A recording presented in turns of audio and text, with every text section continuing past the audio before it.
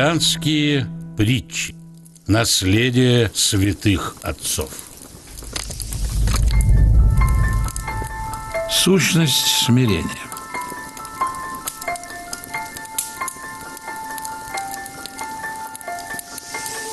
Для выяснения вопроса, в чем же состоит сущность смирения, как-то раз собралось несколько духоносных мужей.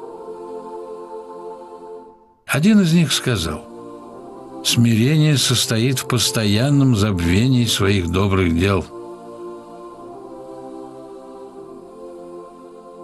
Смирение состоит в том, чтобы считать себя самым последним и грешным из всех людей, высказал свое мнение другой.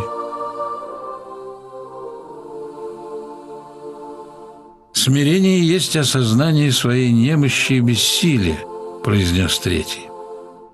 Другие подвижники дали еще несколько определений сущности смирения, но ни одно из них не было исчерпывающим.